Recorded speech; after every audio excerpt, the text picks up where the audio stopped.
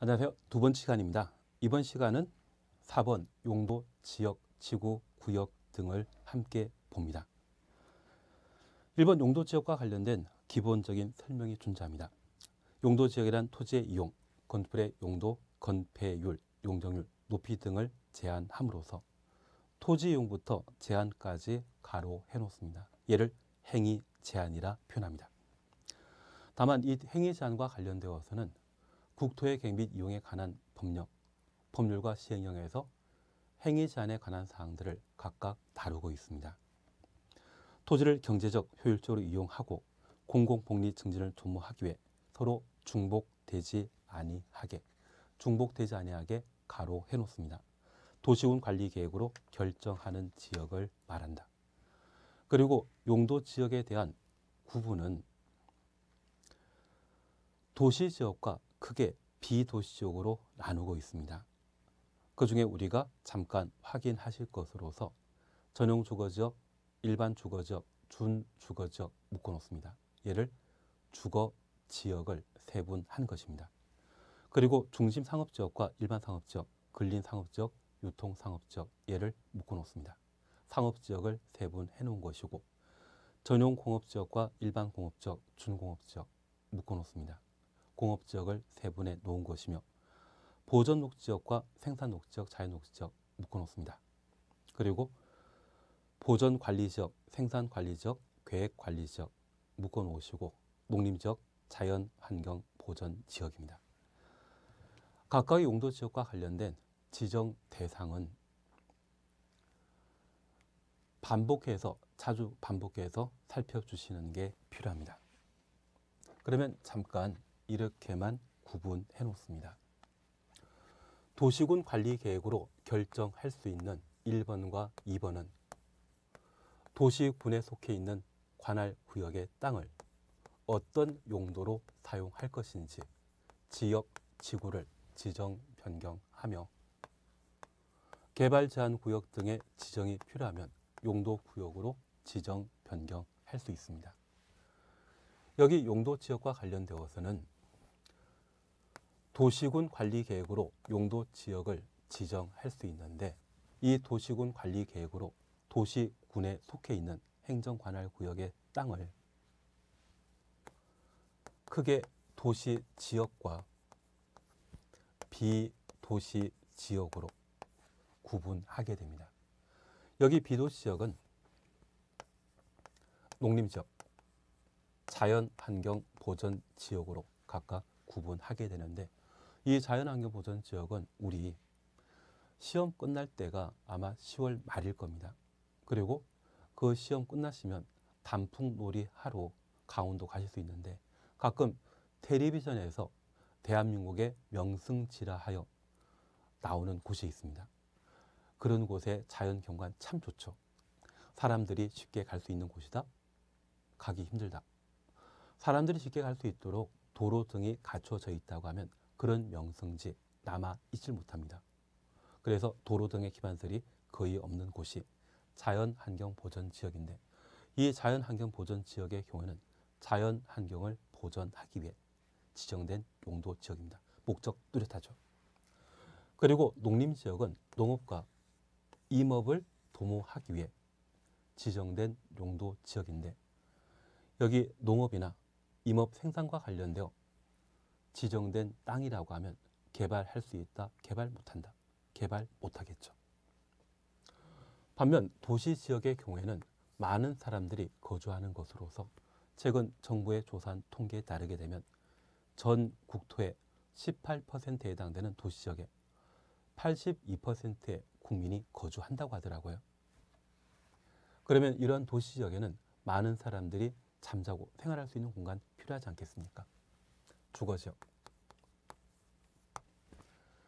그리고 많은 사람들이 일할 수 있는 공간과 생활에 필요한 물건을 구입하기 위한 상업 용지가 필요하고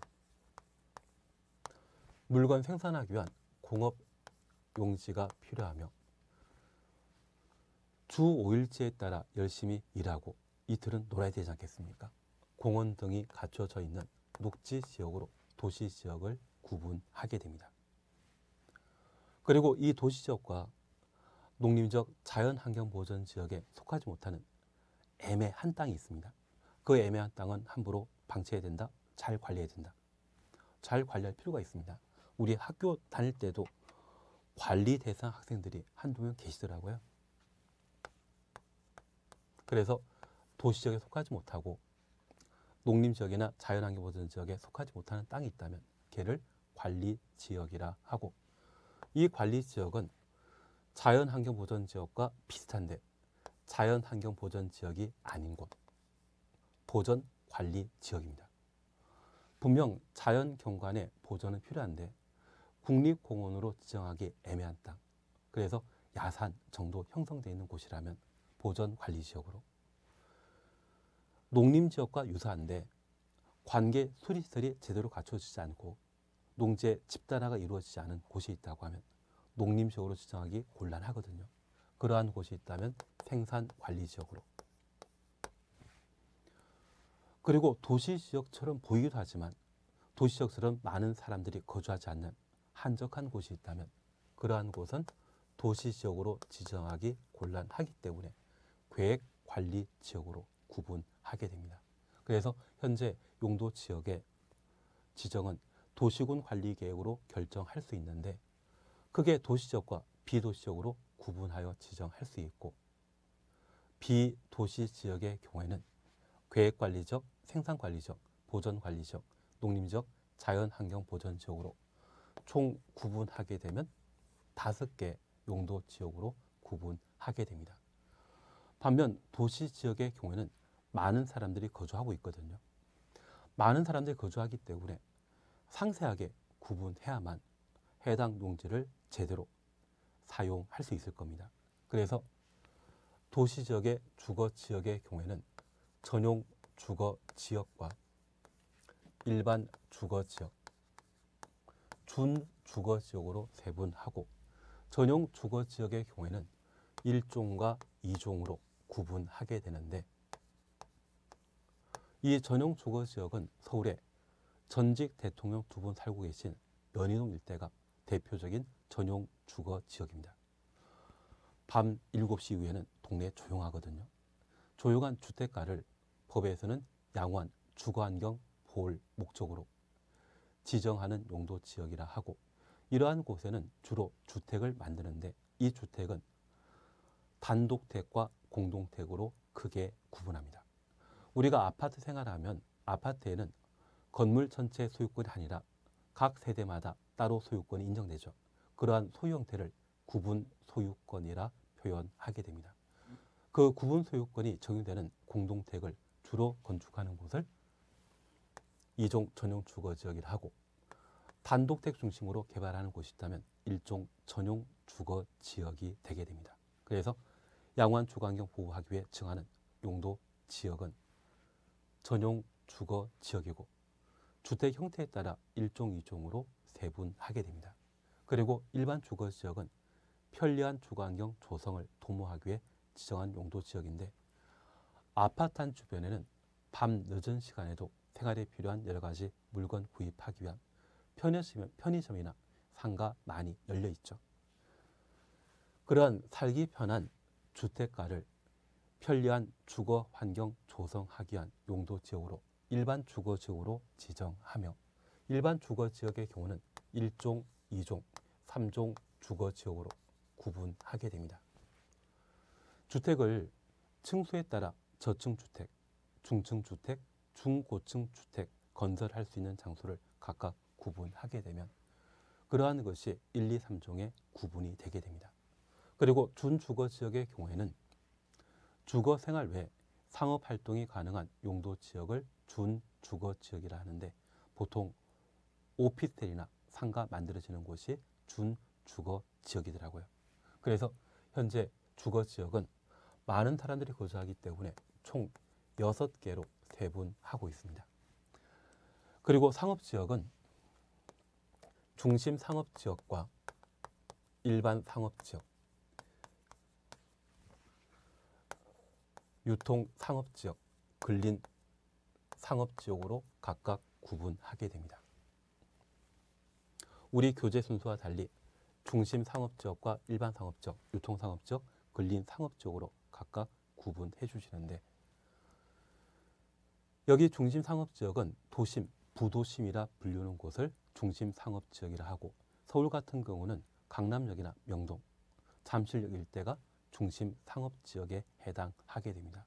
가보면 고층 건물 참 많거든요.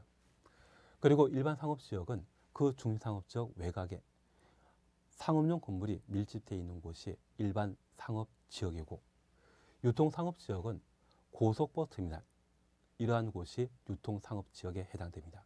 그리고 근린상업지역은 대규모 주거공간이 조성되어 있다면 그 주택가 한가운데 생활에 필요한 다양한 물건을 제공하기 위한 백화점 등이 들어가 있는 곳이 바로 근린상업지역이 되게 됩니다.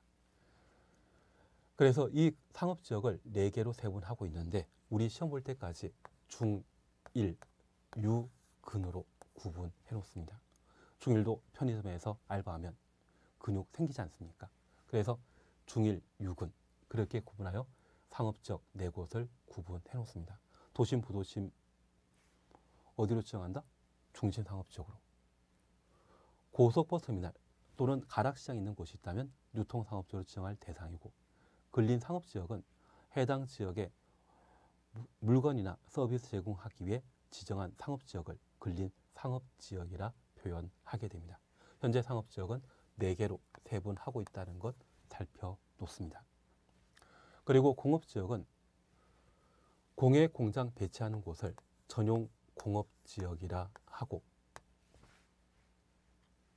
환경 제한은 공업 배치하는 곳을 일반 공업지역이라 표현합니다. 그래서 부평에 GM 자동차 공장 있죠.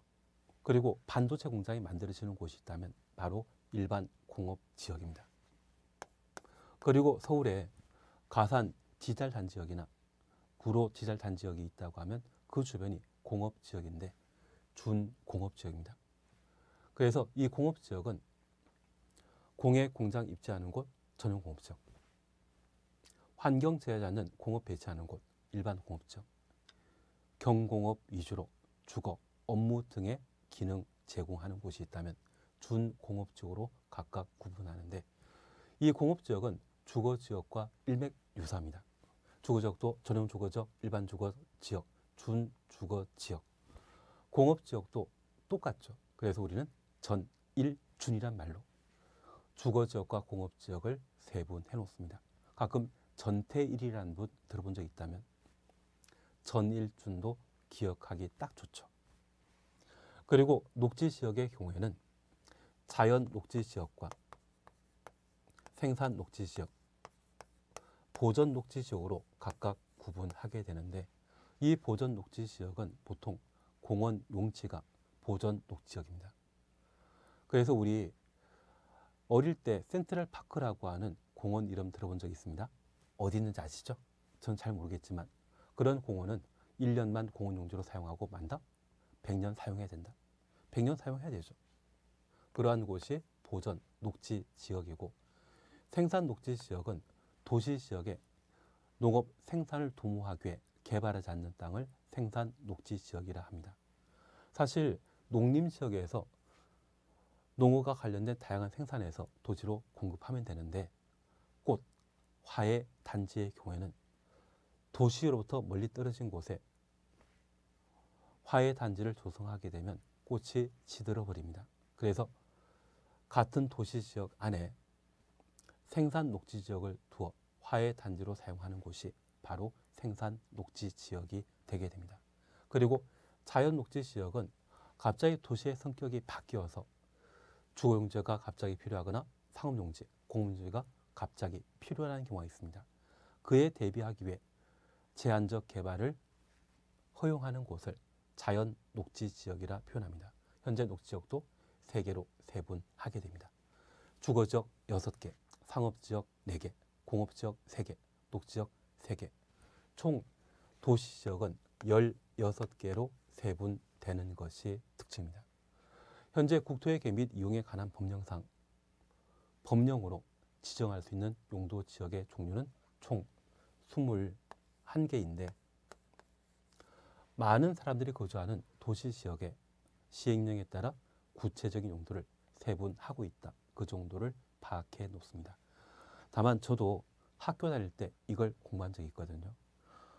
저희 학교 다닐 때는 객관식 시험으로 치르는 것이 아니라 이걸 주관식으로 적을 상황이었습니다.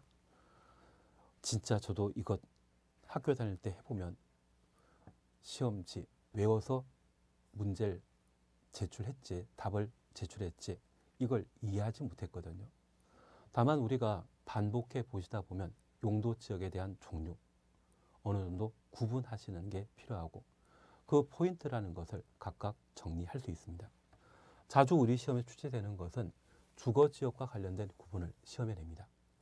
양호한 주거환경 보호란 말 보게 되면 전용 주거 지역과 관계된 사항이고, 편리한 주거환경 조성이란 말 보게 되면 그것은 일반 주거 지역과 관계된 사항인데,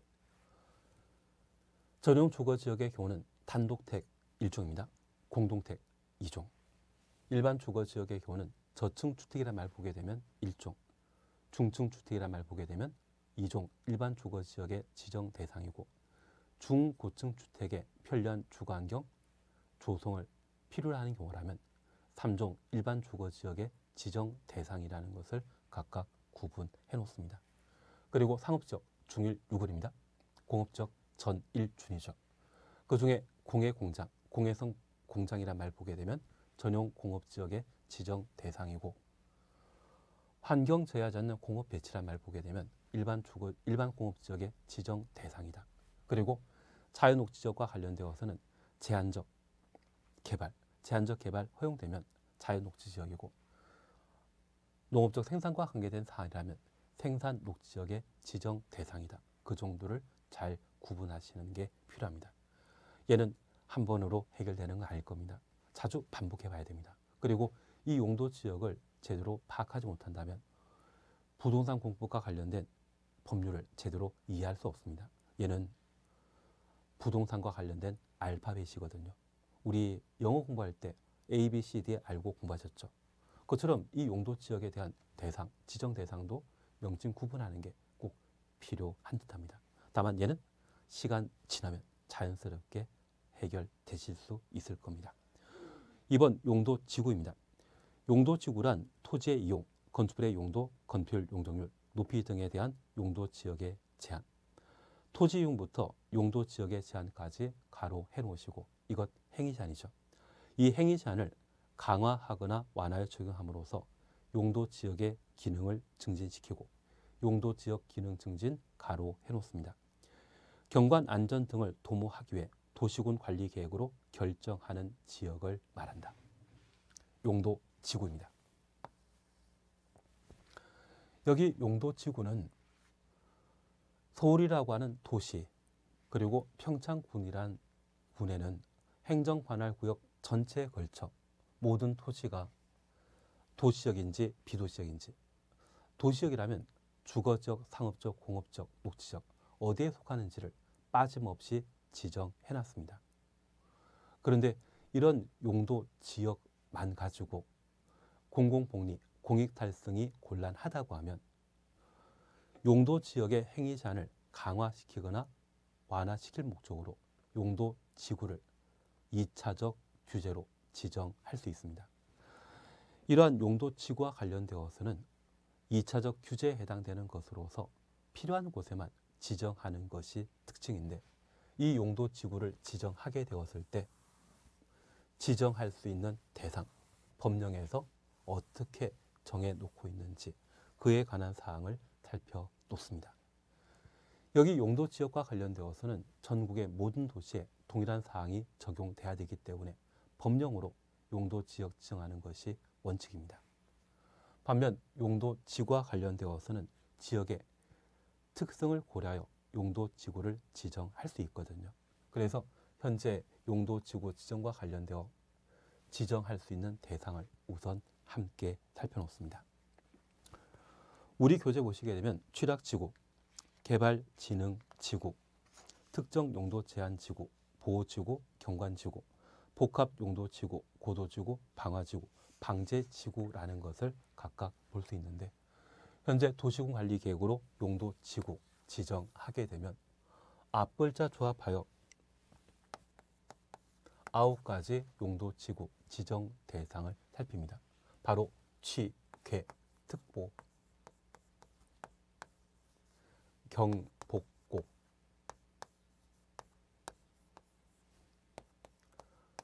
방방이란 말로 도시군관리계획으로 결정할 수 있는 용도지구 9개 종류를 구분해 놓습니다. 가끔 이번 정권은 아니지만 몇몇 정권의 경우에는 대통령 순방길에 사고치는 보좌관이 꼭 하나씩 계시더라고요. 그래서 술 먹고 취해서 개가 되는 특별 보좌관으로 기억해 놓습니다. 그게 취계특보입니다. 그리고 서울에는 경복고등학교라고 잘 나간 학교가 있습니다. 그리고 그 동문들은 잘 나간다 해서 빵빵하다 그렇게 구분하면 법령으로 결정할 수 있는 용도지구 9개를 구분할 수 있습니다. 그래서 취계특보의 취는 취락지구를 말합니다. 개는 개발진흥지구를 말하고, 특은 특정용도제한지구, 보는 보호지구를, 그리고 경복의 경은 경관지구, 복은 복합용도지구, 고는 고도지구, 그리고 방화지구와 방제지구, 총 9개 용도지구를 도시군 관리계획으로 결정할 수 있는데, 특별히 취락지구와 관련되어 자연취락지구와 집단취락지구로 세분하고 있습니다. 자연취락지구는 녹지지역, 관리지역, 농림지역, 자연환경보전지역, 녹지지구부터 자연환경보전지역까지 가로해 놓으시는데 개발용도이다, 비개발용도이다. 도시지역에 속해 있는 녹지지역은 주거지역, 상업지역, 공업지역과 달리 개발하는 곳 아니거든요. 그래서 녹관농자는 비개발용도이고 이곳에 취락, 시골 마을을 말합니다.